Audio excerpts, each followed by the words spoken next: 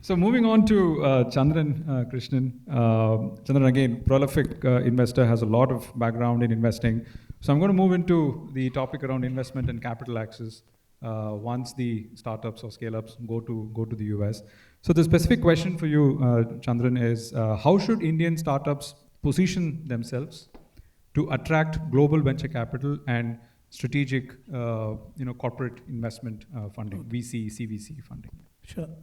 I'll digress a bit for 3-4 minutes. I want to talk about my experience.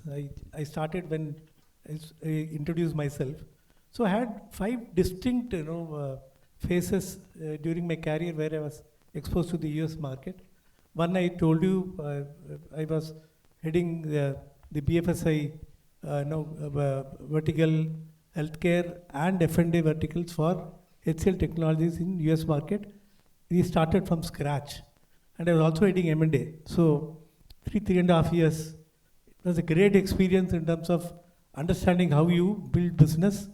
Similar experience I had in LG, where I was heading Americas, and where I was also doing M&A. And the HCL business, we were able to grow it to about $50 million.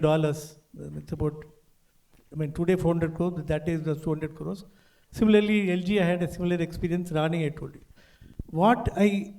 There are some 8-9 things which are very important about the US market. One is it's a huge market, okay, can't even, though in terms of population, maybe about 1/4 of India, in terms of opportunities, it is some 8 or 10x of what you see in India. Everything is huge about, US. So that is one very important learning. Second is, all enterprises, they want innovative solutions, technology-driven solutions. And anybody coming with technology products, they want to try it out. So that is an opportunity you get when you go there. So they are all trying to support innovation. Credibility is very important there. You need to be credible, trustworthy, and they go through only networks. You need to go through trusted sources. That's how you make an entry there. And they actually focus on reliability, long-term commitment, than price. Okay, price is not important. Many startups go there thinking that with price they'll make a difference. No, price doesn't make any difference. They go by only, value. And the other thing is, sales cycles are very long. And they expect you to give pilots. The way you actually enter into that market is by doing pilots. You have to give, if you are able to get paid pilots, you are lucky.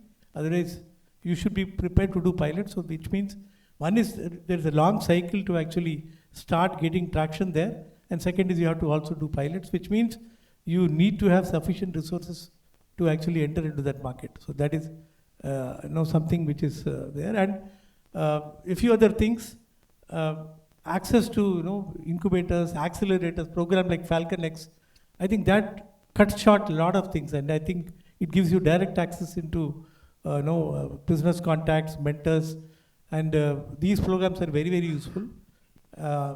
And also pursuing government. There are a lot of government-backed programs.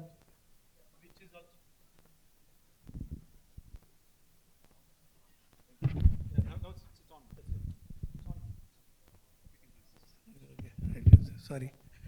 So that is the other thing. So there are some distinct things which are very important. So now coming specifically to the investment part which you're talking about.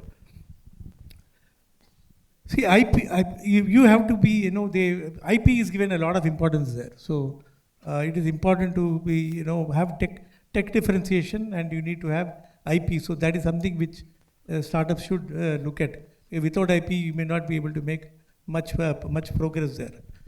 Okay, and the problems that are being solved should be really large, really something big, and and the opportunity, the market opportunity should be very huge.